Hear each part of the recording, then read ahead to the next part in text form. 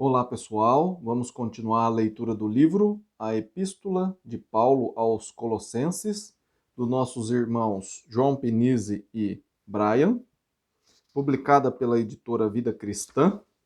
A gente já leu uma parte do capítulo 4, que fala sobre os pedidos de oração de Paulo, que é de Colossenses 1, de 9 a 14. Então, o vídeo anterior é a primeira parte aqui desse capítulo, e a gente vai dar continuidade do seguinte trecho em diante. Diz assim: Paulo orou a fim de que os colossenses tivessem essas duas qualidades, e ainda mais uma: alegria. A perseverança e a longanimidade fazem parte do poder que fortalece o cristão e deve ser acompanhadas de alegria. No Novo Testamento encontram-se estas qualidades em conjunto. O cristão procura em Deus poder para enfrentar as dificuldades não apenas com perseverança e longanimidade, mas também com alegria. O estoicismo dos gregos conduzia seus adeptos a viverem com muita perseverança. O estoico é ainda lembrado hoje como uma pessoa insensível aos males físicos. Mas se o estoico do primeiro século suportava as dificuldades sem recuar, também não demonstrava alegria.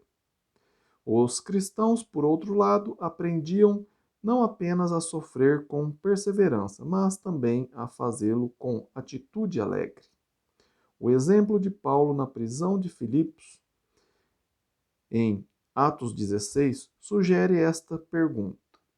Um estoico, tendo os pés presos no tronco, teria suportado o desconforto com calma e sem queixar-se? Mas será que teria cantado louvores a Deus como Paulo e Silas? Esta é uma das qualidades do cristianismo que o tornam bem diferente. Cristo fortalece seus seguidores para que não apenas possa suportar as aflições, mas também possa regozijar-se nela. Quase sempre no Novo Testamento, o sofrimento está ligado à perseverança e a perseverança à alegria. Oremos para receber não apenas capacidade de aguentar e vencer as tribulações, mas também forças para manter uma atitude de alegria cristã. Alegria cristã é a capacidade de manter uma boa atitude em todas as circunstâncias. Um comentarista diz, abre aspas, se a alegria não está enraizada na terra do sofrimento, é superficial. Fecha aspas. É fácil regozijar-se quando tudo corre bem. Contudo, a alegria cristã é algo que todas as sombras do mundo não podem apagar. No versículo 12 a 14, nos versículos de 12 a 14, Paulo escreve sobre mais um resultado do pleno conhecimento da vontade de Deus, a gratidão. A atitude de gratidão é básica na vida. Quem não se Quem não sente gratidão não possui bom ânimo, humildade nem compreensão de seu próprio papel na vida. Paulo começa este capítulo no versículo 3 falando sobre gratidão e agora no versículo 12 menciona essa qualidade de novo. Note que ele fala sobre gratidão ao Pai. A Bíblia também ensina o cristão a demonstrar gratidão aos homens, mas aqui o assunto é gratidão a Deus. Aquele que não dá graças a Deus, a quem deve tudo, também não agradece ao homem, a quem deve menos. Nos versículos 12 a 14, Paulo apresenta três razões por que os cristãos dão graças ao Pai. No versículo 12, lemos: principalmente que o Pai, abre aspas, vos fez idôneo a parte que vos cabe da herança dos santos na luz. Fecha aspas. Os santos são os cristãos, pessoas separadas do mundo, santificadas pelo sangue de Cristo e dedicadas ao seu serviço. Há uma herança que os santos recebem já nessa vida e que herdarão em medida ainda maior na vida futura. Os colossenses tinham uma parte dessa herança. Isso quer dizer que eles estavam incluídos juntamente com todos os santos do Novo Testamento e das épocas seguintes. Como no caso dos patriarcas e peregrinos do Velho Testamento, há uma herança eterna à espera do cristão na terra que Deus designou para o seu povo, no reino da luz. Como Moisés e as 12 tribos que procuravam entrar e possuir a terra prometida, assim os santos procuram a herança, que está reservada na região espiritual da luz de Deus. Entretanto, o homem não merece esta herança. Não tem idoneidade. Ele não nasce no mundo como herdeiro, como se fosse filho de um rico. Não é digno de receber herança alguma de Deus. Felizmente, ele pode tornar-se idôneo. Deus estabeleceu um plano de salvação que capacita o pior pecador a livrar-se da rebelião, a ser perdoado e a tornar-se idôneo. Esta, então, é uma grande razão para dar graças ao Pai. No versículo 13, vemos a segunda razão para a gratidão do cristão. Podemos dizer também que temos aqui uma descrição da herança mencionada no versículo 12, a qual já pertence aos cristãos. A frase, entre aspas, o império das trevas, mostra que, enquanto a herança dos santos está na região da luz, no mundo os homens não cristãos fazem parte do império, da autoridade e do poder das trevas. O profeta Isaías falou, no Velho Testamento, sobre o povo que andava em trevas e que este povo, abre aspas, viu grande luz, e aos que viviam na região da sombra da morte resplandeceu-lhes a luz, fecha aspas. Isaías 9:2. Cristo veio para cumprir essa profecia, veio para ser a luz do mundo e para ajudar os homens a escaparem do império das trevas. Mateus 4:16. O mundo já estava nas trevas quando Cristo veio. João 3,19 diz, abre aspas, o julgamento é este, que a luz veio ao mundo, e os homens amaram mais as trevas do que a luz, porque as suas obras eram más, fecha aspas.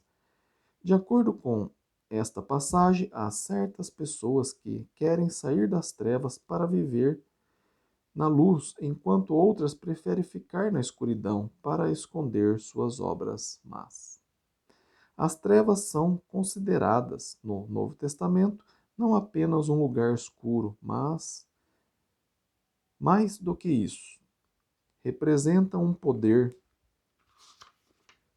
e uma espécie de reino que escraviza os homens e tem domínio sobre suas almas. Quando Cristo foi preso no jardim do Getsemane, disse aos captores, abre aspas, esta, porém, é a vossa hora e o poder das trevas, fecha aspas. Lucas 2:53.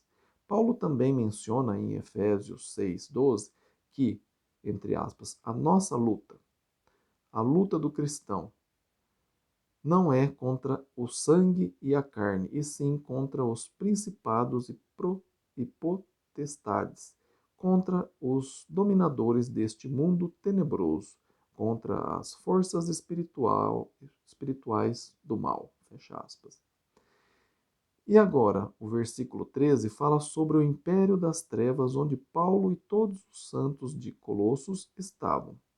Mas, graças a Deus, o Pai os libertou desse império, abriu-lhes o caminho e conduziu-os para a liberdade, fora do controle, do poder e do domínio das trevas. A palavra libertou é a mesma que Jesus ensinou a usar na oração que frequentemente chamamos de Pai Nosso. Lemos em Mateus 6,13, abre aspas, não nos deixes cair em tentação, mas livra-nos do mal, fecha aspas. Deus já providenciou o seu eterno propósito através de Cristo, por meio de quem podemos ser libertos do mal e do império das trevas. O versículo continua a dizer, dois pontos, abre aspas, e nos transportou para o reino do Filho do seu amor, fecha aspas. Como os reis do passado invadiam e conquistavam outros reinos, levando os cativos para uma nova terra, Deus invadiu o império das trevas para libertar os escravos do pecado e transportá-los para um novo reino. Uma tradução diz, abre aspas, ele nos arrancou do poder das trevas e nos transferiu para o reino de seu Filho muito amado. Fecha aspas. Este versículo ensina os cristãos a darem graças a Deus pela liberdade que ele lhes concedeu. Uma vez rendido a Cristo, o discípulo é transportado, espiritualmente falando, para o reino de Cristo. Cristo já é o Rei dos Reis e o Senhor dos Senhores. Está no trono de Davi, tendo tomado esta posição na ressurreição, de acordo com as palavras de Pedro em Atos 2, 30 e 31. O Pai o exaltou e, abre aspas, lhe deu o nome que está acima de todo nome, para que ao nome de Jesus se dobre todo o joelho, fecha aspas. Filipenses 2, 9 e 10. Em 1 Coríntios 15, 25, está escrito que convém que ele reine até que haja posto todos os inimigos debaixo dos seus pés. A igreja, portanto, é o reino de Cristo e o reino de Deus para onde as pessoas libertas do império das trevas foram transportadas. O reino de Cristo está na terra e está aqui desde o estabelecimento da igreja de Cristo no dia de Pentecostes. Lembre-se disso. Os cristãos, desde o primeiro século, já faziam parte do reino de Cristo. Cristo não precisa voltar para estabelecer seu reino. Seu reino já existe. Hebreus 2, 28 e Apocalipse 1, 5 até o 6, 9.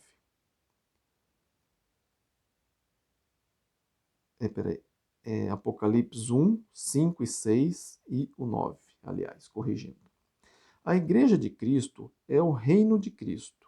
Quando Cristo voltar, este reino já estabelecido se tornará o reino celestial e eterno. O versículo 13 trata da situação já existente na qual o cristão se acha. Eles já receberam a nova cidadania no reino do Rei Jesus. O reino para o qual os cristãos são transportados está descrito nesse versículo como, abre aspas, o reino do Filho do seu amor, fecha aspas. Estas palavras nos lembram da voz dos céus, que falou quando Jesus foi batizado e também quando foi transfigurado.